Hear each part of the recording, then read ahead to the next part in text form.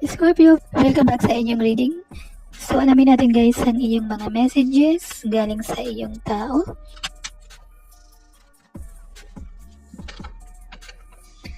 Ano po ang mga mensahe para kay Scorpio?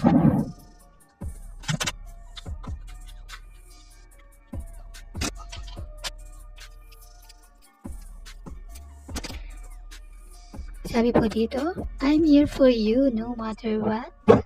Baka may nag-away. Meron din tayong your love is my greatest gift. Okay, mahal ka niya eh. Meron din tayong I let other people influence my choice. Okay, baka hindi niya pa kaya. Meron din tayong okay, hulog ka ng langit. Baka ikaw lang talagang pinili.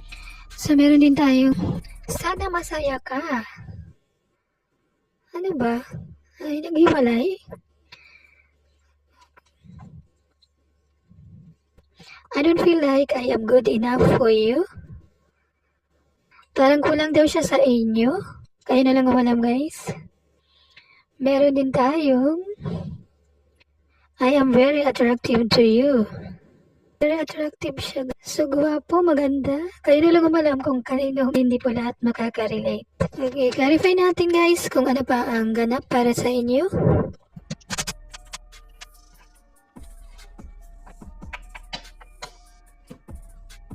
Clear lang kasi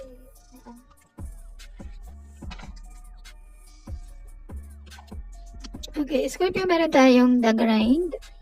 Sabi po dito, napaka-supportive ng person mo.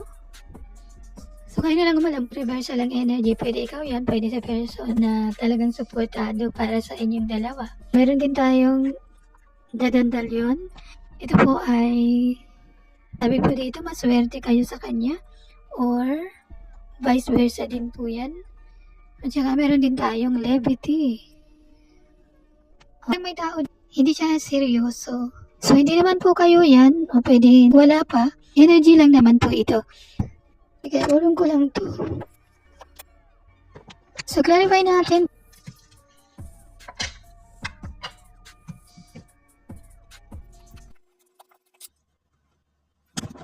So, meron tayong 5 of diamonds, 4 of diamonds, Ace of hearts. So, ay bagong potential person kasi bagong beginning po. May mga nawala. Pwede rin may nagkulang. May problema po sa finances para sa ilan. Ang ilan naman parang ayaw mo siya pakawalan.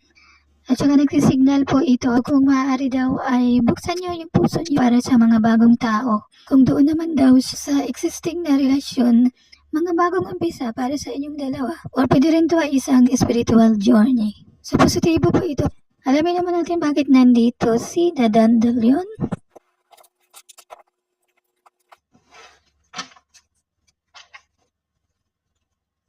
So, nandito po si The Lovers, Page of Swords, at saka 9 of Wands. Pwede in reality, lovers nyo ito or pwedeng soulmate mo. Isa siyang bata pa. So, page pa siya pero so parang fix me na relationship mo. Medyo malayo ang emosyon. Kailangan ng pasensya. Para naman sa ilan, handa na po kayong magbigay or tumanggap ng bagong pagmamahal. Naging single na muna. Kaya alamin natin si The Levity.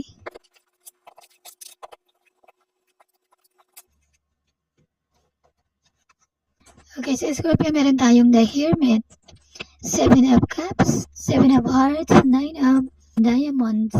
Kailangan ng nilay-nilay kung ano ba daw yung pipiliin mo sa isang relasyon. O bagong opportunities, guys. So, romantic opportunities po ito para sa mga singles. Para masaya lang kayo na maging single mo. Yung bottom of the deck, matalino talaga yung tao mo. Magaling ito sa disiplina. Hindi ka masyado nagpapakita ng emotions. Hindi malalaman kung ikaw nga talaga ang para sa kanya. May public recognition. At saka malapit na ang victory para sa iyong relationship. So, para sa single at saka sa marriage, ang miniminsahe po, yung pagkakaroon po ng matibay na samahan at saka yung pang long term. So, meron tayong energy ni Virgo, Gemini, Water, Fire, at saka Earth. Ang iyong love advice. Parang may email yata ang ilan.